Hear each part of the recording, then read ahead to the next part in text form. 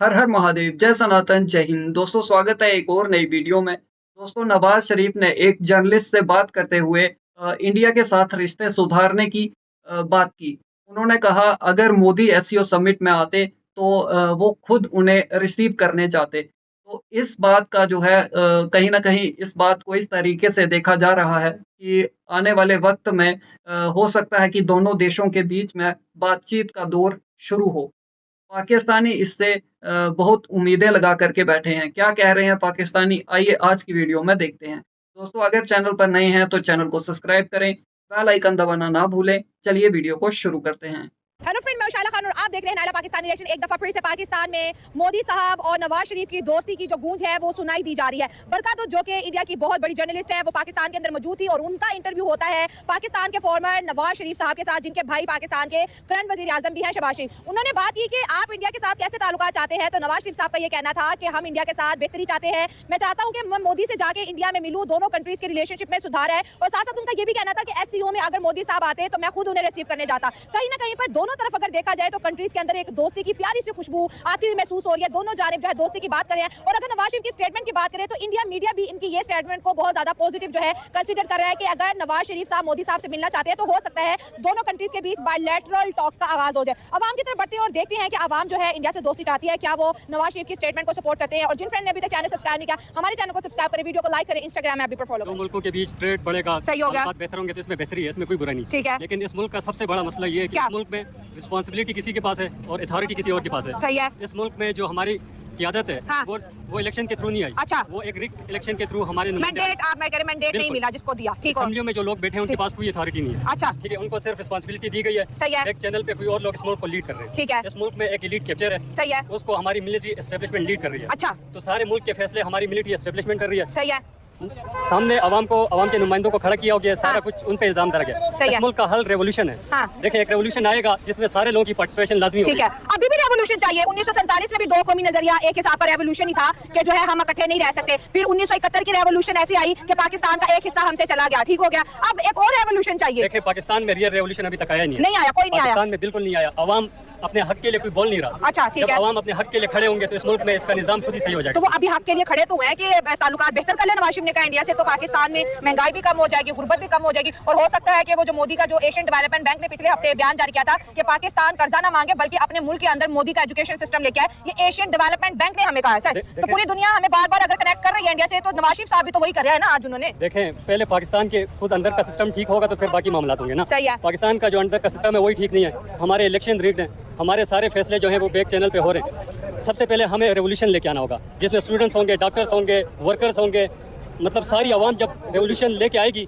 तो सब फिर चेंज आएगा। ये देखेंगे हम उस मुल्क के साथ हाथ बढ़ाने का कह रहे हैं। पहले तो आप ये बताएं, ये जो मिस्टर नवाज शरीफ है, क्या अच्छा। इसके पास अवामी मैंडेट है? हाँ। कि किस लिहाज से बात कर रहा है वहाँ पे? अच्छा। एक तो ये फॉर्म 47 की पैदावार है, ठीक अच्छा। है, इसके पास कोई मैंडेट नहीं है। अच्छा। ठीक है, ये अवाम का मैंडेट चोर है। ठीक है, इसका हल्का आता है NA 130। ठीक है, अच्छा। जहाँ से अल्हम्दुलिल्लाह मैं खुद बिलोंग करता हूँ। हाँ। हमने इसको ऐसे धुतकारा है जैसे एक कुत्ते को धुतकारते हैं। ठीक है, हमने इसको ऐसे धुतकारा है, लेकिन फिर भी इलेक्शन कमीशन के सरप्रस्त, ठीक है, फॉर्म 47 से इस बेगैरत को लेके आए हैं। ठीक है, जो कि सबसे ज्यादा ज्यादती आवाम के साथ। सर, अपने पॉलिटिशियन को इज्जत देनी चाहिए। बड़ी सख्त लैंग्वेज कर रहे हैं एक आप। पॉलिटिशियन हो, ठीक हाँ। है, और वो अवाम के मैंडेट चोर हो। मैं ये समझता हूँ हाँ। कि अगर नवाज शरीफ के दौर पाकिस्तान से निकाला जाए, ये मेरा अपना स्टांस है, अगर जो तरकीब उसके नवाज शरीफ के दौर में हुई है वो अगर निकाला जाए, फॉर एग्जांपल अगर सिर्फ ये मोटरवेज अगर हटाए जाए तो पाकिस्तान के अंदर वो तरक्की के लिए क्या बचता है? कुछ भी नहीं बचता है। सही हो गया। हाँ, ये है कि हमारी जितनी भी जो मतलब पॉलिटिकल क़यादत है शुरू से लेके आज तक वो हमेशा कमज़ोर रही है। वो फैसले कोई और कर रहा होता है और मतलब जो है ना कि फ्रंट पे उनको लेकर आते हैं, बाकी मतलब बैक पे किसी और ने फैसले करने होते हैं। अगर उसकी मतलब एक आप एग्जाम्पल नहीं तो आप अगर आपने कहा बैक पे कोई और फैसले करते हैं, अगर नवाज शरीफ साहब ने ये बात बोली है इंडिया को लेके, तो मतलब ऑर्डर पीछे से आए हैं कि ताल्लुकात अब अच्छे कर लो। जाहिर सी बात है कि जब तक मतलब वो जो बैक के फैसले हैं वो फैसला जब तक वहाँ से फैसला नहीं आएगा।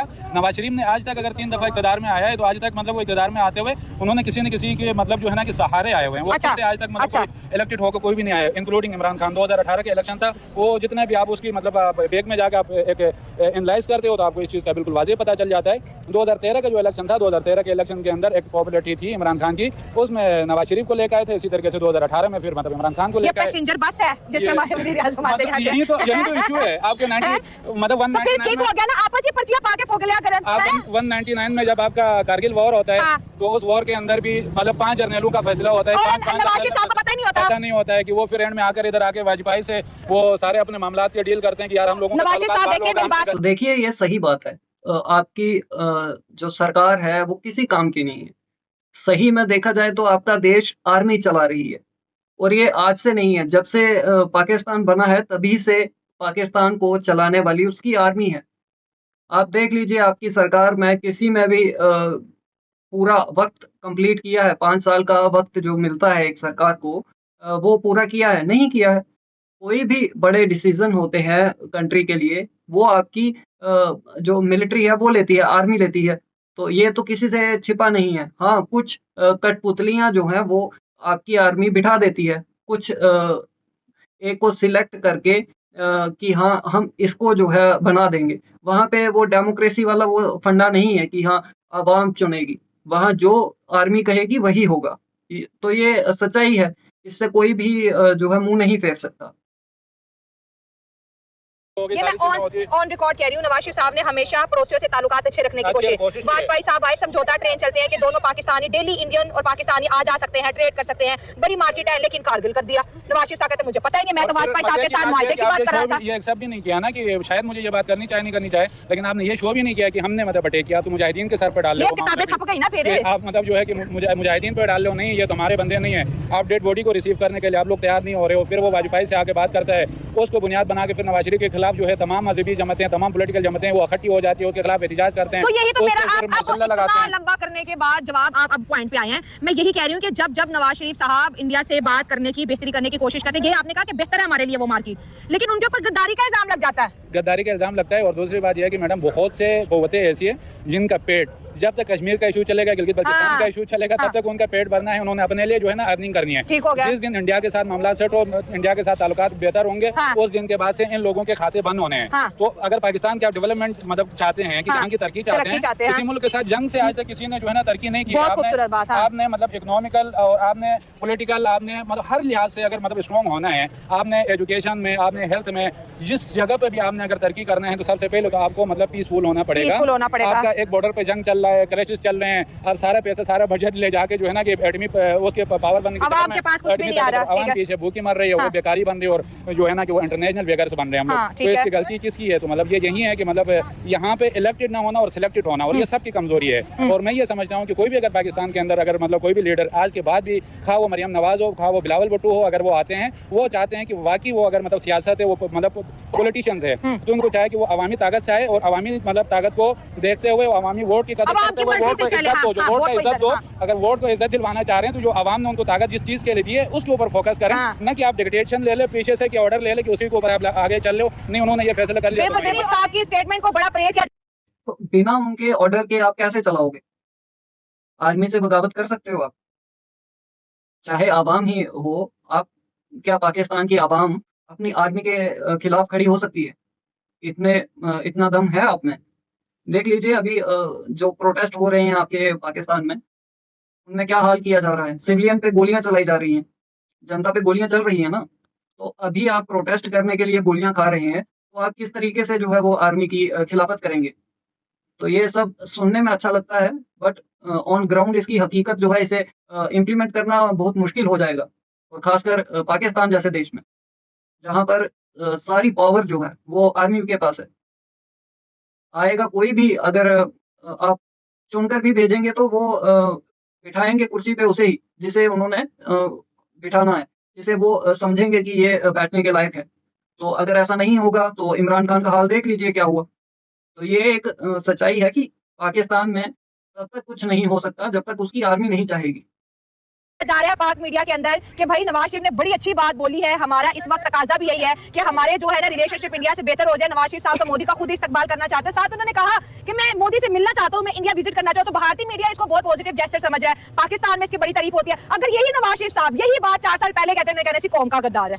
देखिए, सबसे पहले ये जो नवाज शरीफ साहब बात कर रहे हैं ना, वो ठीक इसी हद तक कर रहे हैं, बॉर्डर अच्छा, खुलने चाहिए। हाँ। ठीक है, मिस्टर इमरान ने बंद किया, हम भी बड़ा लाइक करते हैं, हमारे साबिक प्राइम मिनिस्टर हैं, बहुत ठीक लाइक है। करते हैं हम। लेकिन आज तक जब से पाकिस्तान बना है, हाँ। किस वजीर आजम की बात मानी गई है? हाँ, ठीक हो गया। मुल्क में हुकूमत के बावजूद हमारे वज़ीर आज़म के साथ हुआ क्या क्या है? हाँ।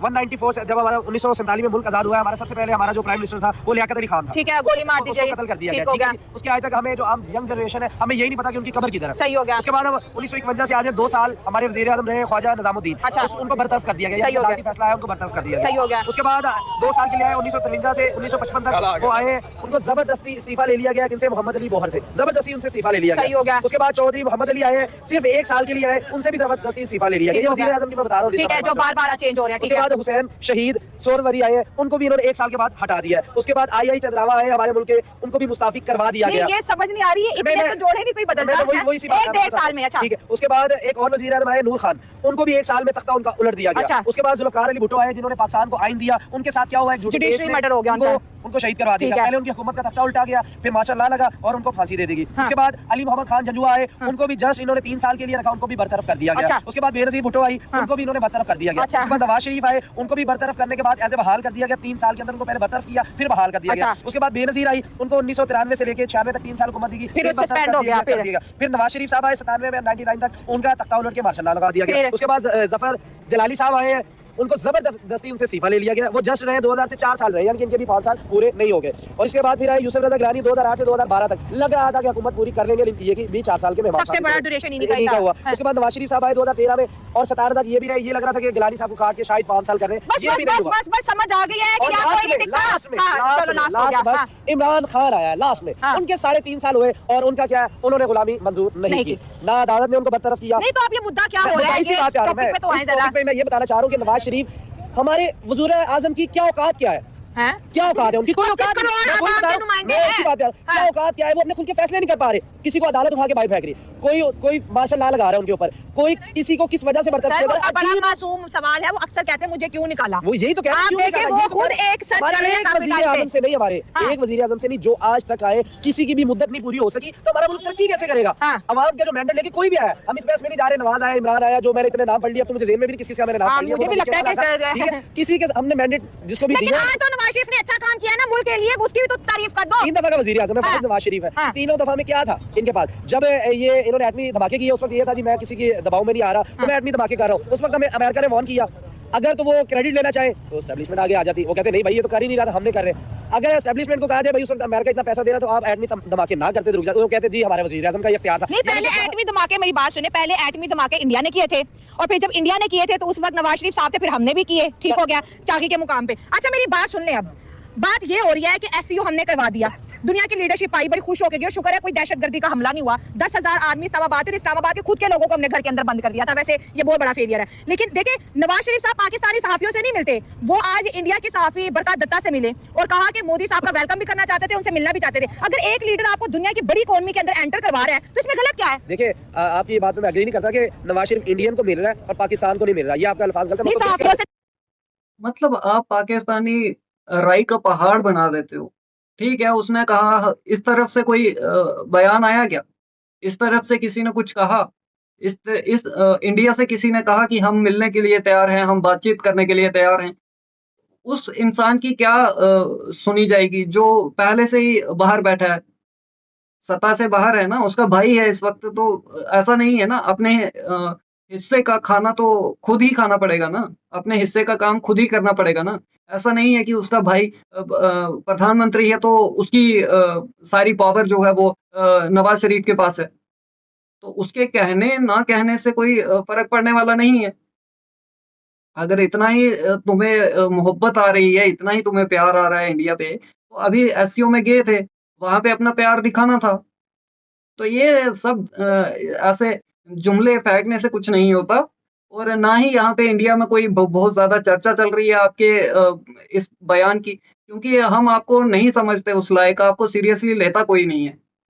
वो इंसान क्या कर लेगा कि जिसे जंग के वक्त नहीं पता था कि क्या उसकी आर्मी क्या डिसाइड कर रही है, क्या डिसीजन ले रही है, और आर्मी क्या देश में क्या डिसीजन लेने हैं उससे पता कुछ नहीं है। तो ऐसा नहीं है, आपकी जो भी हुकूमत रहेगी, जो भी आपका वजीर आजम रहेगा, वो ऐसे ही रहेगा, फौज की ड्यूटी के नीचे ही रहेगा। इसे लेकर के ज्यादा खुश होने की जरूरत नहीं है। ठीक है, कह दिया उसने, वो उसका निजी बयान है, क्या सोचता है वो ठीक है, सोचता है। अगर इतना ही उसे प्यार मोहब्बत था तो मिलना चाहिए था एससीओ में। उसकी कोई हैसियत नहीं है इस वक्त। इस बात को समझो। और ये कह देना हर बात पे कि इंडिया जी बहुत चाहता है, इंडिया बहुत चाहता है, तो ऐसा नहीं है। हर बात के लिए इंडिया को लाना क्यों ज़रूरी है? ठीक है, आपके वहाँ के किसी शख्स ने कहा है, किसी पॉलिटिशियन ने कहा है, तो आप उससे बात कीजिए। तो बाकी आप देख ही रहे हैं कि आपकी आवाम कितना सीरियस लेती है उसे।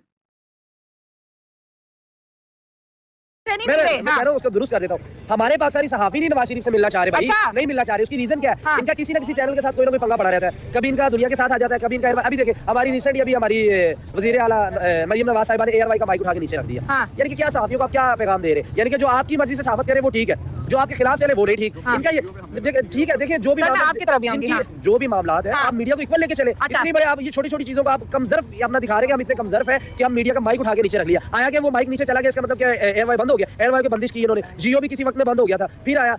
हमारे जो भी आते हैं ना इंतकामी कार्रवाई के लिए आते हैं, कोई मुल्क के लिए नहीं तो आता। ये तो चाहे काफी वज़ीर टाइम से आज़म- है ना, हर एक उसको दूसरे ठीक के कैसे टांग होगा? के, हाँ। वो क्या कैसे ठीक होगा? या तो फिर टर्की वाला निजाम ले आए, वो काफी लोग नहीं उस पर एग्री करेंगे, टर्की का निजाम समझ आ गया होगा मैं क्या कह रहा हूँ। हाँ। या तो फिर वो ले आए, या तो हमारे सियासतदानों को असेंबली में बिठाए उनको उड़ा दे सबको, या फिर एस्टैब्लिशमेंट आगे आ जाए, या फिर जो अवामी नुमाइंदे उनको आगे आ हाय जाए। हाय, इतना खतरनाक नहीं, असम्बली को ही उड़ा दे। एज अ पाकिस्तानी बात कर ले, हम पॉलिटिकली बहुत डिवाइड है, हम कास्ट वाइज बहुत ज्यादा डिवाइडेड है, लेकिन आज हम स्टेट टू स्टेट बात करते हैं। देखिए एज अ पाकिस्तानी आप क्या राय रखते हैं? ये जो नवाज शरीफ साहब की जो स्टेटमेंट है उससे आप कितना एग्री करते हो? कितना हमें फायदा हो सकता है? आज से ऑलमोस्ट 5 years ago 5 अगस्त को, ठीक है, जब कश्मीर की हक खुद इरादियत खत्म कर दी गई थी, हाँ। हमने उसको पाकिस्तान में एज अ ब्लैक डे मनाया था। अच्छा। और वो किसने खत्म की थी? ठीक है, हाँ। इसी मोदी ने करवाई थी। ठीक है, अब आप खुद बताएं, एक वो बंदा जो कहता हो कि हमें गिलगित बल्तिस्तान दो, हाँ। जो कहता हो हमें कश्मीर दो, हाँ। ठीक है, क्यों हम उस बंदे को डिफेंड करें? ठीक है, हम क्यों मोदी को वेलकम करें? हाँ। मोदी ने हमें दिया है क्या है? मोदी हमारा एक हरीफ है, शुरू से हरीफ अच्छा। था। ठीक है, हम तब तक उस इंसान से कोई भी बात नहीं करना चाहेंगे जब तक कश्मीर को हक खुद इरादियत नहीं मिल जाती। अच्छा। ठीक है, और चले सर, मैं आपको कह देती हूँ, कश्मीर में आर्टिकल दोबारा आ जाता है, क्या हमारा क्या फायदा होगा और आप क्या करेंगे? नहीं, देखें, हमारा फायदा या उनका फायदा भारत का। मतलब आप क्यों, पाकिस्तान क्यों चाहता है कि आर्टिकल वापस आए? मेरा सवाल पाकिस्तान है। ये चाहता है क्योंकि कश्मीरी एज आ हम मुस्लिम बीइंग, ठीक है, कश्मीर एक तो पाकिस्तान के हिस्से में आता है। ठीक है, आप आजाद कश्मीर देख लें, उसके बाद मकबूजा कश्मीर। तो वो भी कह रही है कि पाकिस्तान का कश्मीर जिसको इंडिया POK कहता है, वो कहते हैं हमारा हिस्सा है, इंटीग्रल पार्ट है, फिर वो हमें दे एक दो। बात आप एक बात ही कर लेना, हाँ। उन्हें हक खुद इरादियत दे दें, हाँ। लग पता जाएगा कि कश्मीरी पाकिस्तान के साथ जाना चाहते हैं, आया कि कश्मीरी भारत के साथ जाना चाहते हैं, या तो कश्मीरी यूनाइटेड नेशन तो कहता है हमें भी फौजें हटाओ ना, तो पहला कदम फिर हमें उठाना चाहिए ना। कितने सबूत देते हैं भाई? कितने जर्नलिस्ट हैं, कितने लोग हैं, कितनी लड़कियां हैं जो आपके चैनलों पर बैठकर डिबेट करती हैं, वो भाई थक चुके हैं। वो कहते हैं भाई आप अपने आप को देखो, हमें मत देखो, हमारी कोई ज़रूरत नहीं है, हमें कोई ज़रूरत नहीं है आपकी। आप अपने देश के, अपने मुल्क के हालात सुधारो, किसी और के बारे में सोचने की ज़रूरत नहीं है। भिगो के तो जूते मारते हैं कश्मीरी आपको, और शर्म आपको फिर नहीं आती। बात करते हो आप कि हाँ, वो जब तक उनको ये नहीं मिलता, वो नहीं मिलता। अभी शांति रखो, जो है वहाँ पर कब्ज़ा किया हुआ है तुम लोगों ने, वो भी छीनने वाले हैं हम। तो ज़्यादा उतावले मत हो, थोड़ा शांति से। सब कुछ वापस लेंगे, POK भी लेंगे, गिलगित भी लेंगे, बल्तिस्तान भी लेंगे, सब लेंगे, चिंता मत करो। और जब आपके समझने से क्या हो जाएगा, आप मोदी को जो समझना है समझो। और आप क्या चाहते हैं कि मोदी ने हमारे लिए क्या किया? भाई आप क्या इंडिया में हो क्या? मोदी क्या करेगा आपके लिए? जो आपके हुक्मरान हैं उनसे पूछो कि क्या किया। दूसरे देश पे क्यों? वही आपकी आदत है, कटोरा है आपके हाथ में, आपकी सरकार के हाथ में, आपकी आवाम के हाथ में। बस मांगने का काम है, चाहे वो कोई भी आ जाए, आपको मांगने का काम है। सिर्फ यही एक काम आता है आपको, बाकी आप कुछ नहीं कर सकते हैं। तो मांगते रहिए, भीख कोई ना कोई दे ही देगा, चिंता मत करो। बट इंडिया अभी इतना दयालु नहीं हुआ कि वो आप जैसे जिहादियों को, आप जैसे आतंकियों को भीख दे। तो अभी वक्त है, थोड़ा होश की दवा लें। हमारे फौजी तो उसमें एस्टैब्लिशमेंट तो सियासत के अलावा उन्हें तो कुछ आता ही नहीं है, वो तो सिर्फ सियासत ही कर रहे हैं। ठीक है, उन्हें सियासत के अलावा तो कुछ आता नहीं है। मिनिस्टर साहब बैठे हुए थे, कश्मीर वो चीन के बाशिंदे आए हुए हैं, सारे एग्जीक्यूटिव बैठे हैं वहाँ पे, हमारे माशाल्लाह सारी अफसरी क़यादत बैठी हुई है। अच्छा। यानी हमारे पास ना हमारा प्राइम मिनिस्टर है, ना हमारे पास हमारे वुज़रा हैं जो कि फॉर्म 47 की पैदावार है, वहाँ पे कोई भी नहीं था। वहाँ पे सारी हमारी अफसरी क़यादत, वाह सुभान अल्लाह, इनके सदके जाओ। ठीक है, इन्होंने पाकिस्तान को दिया ही क्या है? तबाही तो इन्होंने यही कर दिया। अवाम ने मैंडेट दिया है, 2/3 मेजोरिटी दिया खान साहब को, उन्हें गवर्नमेंट दें। ठीक है, उन्हें गवर्नमेंट चलाने दें। ठीक है, लग पता जाएगा वो पाकिस्तान को किस तरफ लेके जाते हैं। तो आपको पता लग गया था जब इमरान खान साहब थे और उन्होंने बॉर्डर इंडिया के साथ बात कर दी, टमाटर 600 रुपया बिका। भाई 3 साल में 3 साढ़े 3 साल उसकी सरकार रही है। ये सिर्फ ऐसे हवाबाजी में बातें करने से नहीं होता। वो आ जाएँगे तो ये कर देंगे, ये आ जाएँगे तो वो कर देंगे, ऐसा नहीं होता भाई। ज़मीन पे आओ, ऐसे आसमान में मत उड़ते रहा करो। हकीकत देखो, क्या कर लिया उसने 3 साढ़े 3 साल में? क्या उखाड़ लिया? ऐसे हवाबाजी करते हो। आज भी अदरक लहसुन का मैं ग्रोसरी करने जाती हूँ 800-900 रेट है, हमें तो लग पत्ते गए हैं, क्या आपको ऑर्डर एक बंद हुए मिनट, हैं। क्या आपको ये पता है कि खान साहब ने 10 अप्रैल जिस टाइम खान साहब को एक रजीम चेंज के नतीजे में निकाला गया, ठीक है, तो उस टाइम हमारी जीडीपी ग्रोथ कहाँ पे थी? आप मुझे इस क्वेश्चन का जवाब हाँ, दो। हमारी जीडीपी भी अच्छी थी और हमारा जो डेफिसिट था वो भी अच्छा और हमारे हाँ, पास जो रेमिटेंसेस थे वो वो कम बढ़े थे, हाँ, ठीक क्योंकि है? foreign- देखिए हाँ। एक मिनट, जब खान साहब से गवर्नमेंट ली गई उस टाइम हमारे रेमिटेंसेस अल्हम्दुलिल्लाह 22 अरब डॉलर थे, ठीक है। उसके बाद हमारी जीडीपी ग्रोथ 6 पॉइंट समथिंग पे थी, ठीक है। हमें पेट्रोल 148 पे मिल रहा था, ठीक है। हमें बिजली ऑलमोस्ट 18 रुपीज फी यूनिट मिल रही थी, ठीक है। आज हम कहाँ पे हैं, ठीक है? आप ये बताएं कि आज हम कहाँ पे हैं? हमने चाइना के साथ मिलकर चांद वाला मिशन नहीं किया, हम अच्छा चांद हुआ, पे हैं। माशाल्लाह, हम चांद डूब पे चुके हैं, हमारी हम करेंसी चांद डूब पे गई है। हम चांद पे हैं। हम पाकिस्तान के ये 3 साल 2022 मिड में जहाँ से खान साहब को छुड़वाया गया रजीम खराब हो गए ना, आप रजीम तो कह चेंज के रहे हैं। नतीजे में सुन लें, हाँ। ठीक है। मैं 2020 में यहाँ पे आया था यूनिवर्सिटी में स्टूडेंट एज ठीक है, तो उस टाइम मेरी फीस थी 26,000, अच्छा। ठीक है। इन नस्लों के दौर में, मैंडेट चोरों के दौर में, ठीक है, ये रजीम चेंज के नतीजे में आने वाली हुकूमत के दौर में हमारी 100% फीस बढ़ी है और आज हम 60,000 फी पे कर रहे हैं, ठीक है। डाला आ गया, क्या मसला है? डाले से नहीं डरने वाले हम। खान साहब ने अल्हम्दुलिल्लाह इतना दिया है हमें शो, लेकर डाला तो इसीलिए नहीं, आपको नहीं लेके जाएंगे। नवाज शरीफ की पहले भी जब गवर्नमेंट थी जी। तो जब लाहौर में आए थे वाजपेयी साहब, हाँ। तो उस टाइम भी बेहतर होने जा रहे थे, लेकिन बैकएंड पे कुछ और चल रहा था। आई होप सो कि अभी वो कारगिल वाला सीन चल रहा था ना, हाँ याद है मुझे जी। लेकिन अभी आई होप सो कि मतलब ऐसा कुछ ना हो, हालात बेहतर होने चाहिए। होने चाहिए, और ठीक है। जैसे फ्रंट एंड पे अच्छे जैसर्स जा रहे हैं, ऐसे बैकएंड पे भी जो लोग हैं वो भी इसको एक्सेप्ट करें तो ही बेहतर है। हाँ। आपको क्या लगता है कि इस वक्त पाकिस्तान की हुकूमत जब से बनी है, जिस दिन ओथ लिया था नवाज शरीफ साहब, मतलब उनके छोटे भाई इस वक्त प्राइम मिनिस्टर हैं, तब से लेके अब तक पाकिस्तान का छोटा बिजनेसमैन या बड़ा बिजनेसमैन, छोटा पॉलिटिशियन या बड़ा पॉलिटिशियन, हर एक की इस वक्त फिल वक्त ये कोशिश है कि हमारे जो बॉर्डर की टेंशन है ना इंडिया के साथ, ये रिड्यूस हो जाए। और कहीं ना कहीं भी इंडिया का पाकिस्तान आना ये भी एक इंपॉर्टेंट जेस्चर है कि हो सकता है कुछ बेहतर हो। क्या समझ आती है कितना इंपॉर्टेंट है हम दो पड़ोसी एक दूसरे के लिए? ऑब्वियसली हमारे लिए इस टाइम ज्यादा बेनिफिशियल है Beneficial है, इंडिया के साथ टाइज बेहतर रखना, ठीक है, क्योंकि वो बहुत बड़ी मार्केट है, सही है। इंटरनेशनली बहुत इन्फ्लुएंस है उनका, और हम उनके हमसाये हैं, और हमारा अगर उनके साथ रिलेशंस अच्छे नहीं है तो उसमें इंडिया का नुकसान नहीं है, हमारा नुकसान है। उनके पास हर चीज़ है, हमारे पास कुछ भी नहीं है। तो इस पे पाकिस्तान को अभी जितना जल्दी हो सके उनके साथ टाइज को बेहतर करना चाहिए। और साथ साथ मैं चाहूँगा कि अगर उन्होंने कोई बात की है इनके साथ, तो इसमें कश्मीर के मुद्दे को भी किसी न किसी तरह हल करना चाहिए। कश्मीर का मुद्दा हल होगा तो ज़ाहिर दोनों कंट्रीज के जो दुश्मनी है वो भी खत्म हो जाएगी ना, क्योंकि बोन ऑफ इंटेंशन तो कश्मीर है ना, कि ना हम हटते हैं ना वो हटते हैं। ऑब्वियसली सबसे पहले यहीं से ही बात शुरू होगी। अगर इसके बगैर बात कर रहे हैं तो इसका फायदा नहीं है। हम 75 ईयर से इसी सर मुद्दे की 77 वजह से- साल से तो कश्मीर कर रहे हैं, अभी भी कोई कसर रह गई, कोई कमी रह गई है? नहीं, लेकिन अगर इतना लंबा हमने कर लिया इस कश्मीर को, लेकिन उसके बगैर भी तो मतलब फिर हमारा कोई स्टांस तो ना हुआ जो हम 75 साल बाद भी उस स्टांस से पीछे हट जाएं, तो मतलब सब कुछ फिर इतना जो हमने नुकसान कर लिया वो कहीं नहीं गया, फिर उसका क्या फायदा हुआ जब हम इतने तो सालों अब आपको लगता है कि कश्मीर करने से 77 साल का नुकसान वो पूरा हो जाएगा? इतना पैसा खर्च हुआ, इतने लोगों की जाने गई, बॉर्डर पे जो है अब तो शुक्र है सीज फायर हो गया, वरना कितने लोगों की हलाकतें होती थी। देखें, हर चीज़ का हल बातचीत होता है। अगर बातचीत स्टार्ट हो रही है तो इसमें उसका सोल्यूशन और बहुत से वजीर आजम आते हैं, लेकिन जिस दिन ओथ पार्लियामेंट के अंदर लिया जाता है पर्ची लिखने वाला आज तक नहीं बदला। वैसे ये एक सवाल है सर, हम ये जैसे रिलेशनशिप पे बात कर रहे हैं, बड़ी पढ़ी लिखी आवाम की राय है जो इकोनॉमिकल रिफॉर्म चाहती है। एज अ पाकिस्तानी आप पड़ोसी मुल्क इंडिया के साथ कैसे रिफॉर्म चाहते हैं, क्योंकि ये एक ऐसा मुल्क है जिसके साथ हमें सियासी बयानबाजी करते हुए, लड़ते झगड़ते हुए 78 साल हो चुके हैं कंप्लीट। अस्सलाम वालेकुम। वालेकुम अस्सलाम। सबसे पहले बात है कि हमारे इस्लाम के अंदर है कि हम यहूदियों के साथ तिजारत कर सकते हैं। ठीक है, उनके साथ मतलब कि बिजनेस का रिलीजन से कोई ताल्लुक नहीं है। ओके, ठीक है। जब इंडिया के साथ 2013 से लेकर 2017 तक जो पाकिस्तान में महंगाई की शरह थी, जब इंडिया के साथ इंपोर्ट एक्सपोर्ट हो रही थी, ठीक है। कोई बंदा मुझे यहाँ पे बता दे कि उन 4-5 सालों के अंदर कोई ऐसी सब्जी नहीं थी जो 15 रुपए से महंगी हो। सच में सर मुझे याद है 10 रुपए 8 रुपए बिकती थी सब्जी। गवर्नमेंट आई, इन्होंने इंडिया के साथ ताल्लुकात खराब किए। पिछले 30 सालों में इतने कश्मीर पे हमले हुए जो इमरान खान दौर में हुए, सही है। एयरपोर्ट के अंदर आए। अच्छा, अब आज उन्होंने पाकिस्तान के अंदर वेलकम करने की कोशिश की है, इस पे कोई बुरी बात नहीं नहीं है, बहुत अच्छी बात है ये। कहते हैं कि पाकिस्तान के अंदर महंगाई कम हो। अभी गवर्नमेंट को साल नहीं हुआ, ये लोग कहते हैं कि सब मिलकर पार्टी चला रहे हैं, अभी एक साल होने ही लगा। 45% महंगाई से इस टाइम आपके पाकिस्तान के अंदर 23% पे आ गई है। सर देखिए, अब कल हमारे वज़ीर आज़म शहबाज शरीफ साहब ने कहा कि हम रूस के साथ पेट्रोल का मौदा करने जा रहे हैं। ठीक हो गया। खान साहब कहते थे जी मैं तो पेट्रोल के साथ मौदा करने जा रहा था, मेरी गवर्नमेंट राजी है। शहबाज साहब की क्यों नहीं गवर्नमेंट दे रही? सही बात है। लेकिन सर देखिए, नवाज शरीफ साहब को सबसे ज्यादा मौका मिला पाकिस्तान पे हुकूमत करने का। देखिए हमने लड़ाइयाँ इंडिया से की, हमारे ताल्लुकात ठीक थे, ऐसे ही है।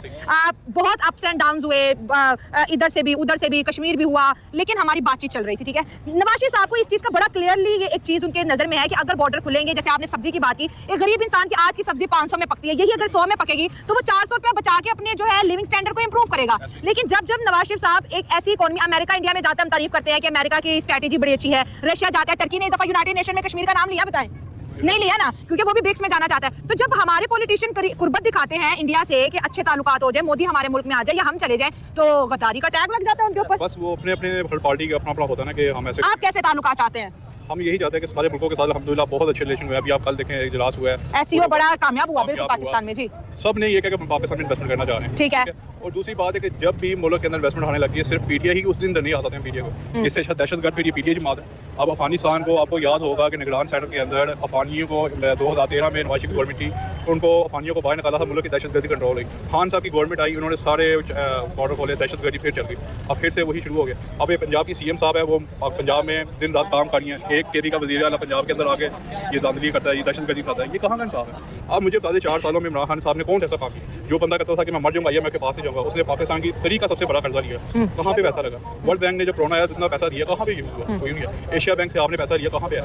मैं कहता हूँ कि नवाज शरीफ ने 30 साल गवर्नमेंट की, पाकिस्तान के अंदर कोई ऐसा मंसूबा नहीं है जो नवाज शरीफ साहब ने लगाओ। अल्हम्दुलिल्लाह मोटरवेज हैं, आपके एयरपोर्ट्स हैं, बॉर्डर पोर्ट्स हैं, बिजली है, आपके पंजाब के अंदर स्टूडेंट्स को लैपटॉप दिए हैं, एजुकेशन सिस्टम बहाल करवाया, दानी स्कूल दिए, कैंसर हॉस्पिटल पाकिस्तान के अंदर बनने जा रहा है। अब KPK के अंदर इमरान साहब कहते हैं जी वहाँ का पुलिस का निज़ाम बहुत अच्छा है। मैं कहता हूँ आज कंपैरिजन करें, हमारी पंजाब की पुलिस का बहुत नंबर 1 है। इमरान खान के दौर पे KPK करप्शन में फर्स्ट नंबर पे था, आज 2 साल के बाद पंजाब का चौथा नंबर है करप्शन में। तो मतलब कि हर एक पॉलिटिशियन को परफॉर्म करने का मौका मिलना चाहिए, इस बात से मैं एग्री कर रही हूँ। इमरान खान साहब हो, नून लीग हो या PTI। और आज मेरे शो में जितने भी मेहमानों ने पार्टिसिपेट किया, सब ने इसी ही एजेंडे को डिस्कस किया कि हुक्मरानी किसी को भी मिले, लेकिन कम से कम वो 5 साल पूरे करे। और जहाँ तक पड़ोसियों की बात है, ये पाकिस्तान के हर बच्चे, हर बड़े की यही आपको पुकार होगी कि हमें जंग नहीं चाहिए, किसी एक से भी नहीं चाहिए, हमें अपना मुल्क सुधार दो बस। तो दोस्तों ये थी मेरी आज की वीडियो, आपकी क्या राय कमेंट्स में शेयर करें। मिलता है प्रोग्राम। देखिए, ये कुछ एक लोगों के कहने से ऐसा नहीं होता।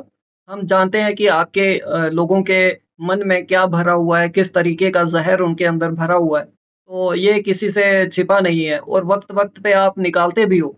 आपके चैनल पर अगर कम आप ऐसे लोगों को सामने लेकर के आते हैं, तो और भी चैनल्स हैं, वहाँ पर देख लीजिए। अगर वहाँ पर 10 बंदे बात करते हैं, तो उनमें से 8 या 9 ज़हर ही उगलते हैं। तो ये मत किसी और को भरोसा दिलाइए कि हम आपसे बहुत मोहब्बत करते हैं, ये करते हैं, वो करते हैं। आप अपनी सोच सुधारने का काम करें, सोच बदलने का काम करें, तो ज़्यादा बेहतर होगा। इंसानियत को समझें, क्या है इंसानियत? किस तरीके से किसी दूसरे शख्स को जब तक आप इंसान नहीं समझेंगे, तो कुछ नहीं हो पाएगा। और अपनी सोच बदलेंगे, तो हालात आपके भी सुधरेंगे, आपके मुल्क के भी सुधरेंगे। तो दोस्तों, आपकी क्या राय है कमेंट सेक्शन में ज़रूर बताइएगा। वीडियो पसंद आई हो तो लाइक करें, शेयर करें। मिलते हैं आपसे अगली वीडियो में, तब तक के लिए हर हर महादेव, जय सनातन, जय हिंद, स्टे सेफ।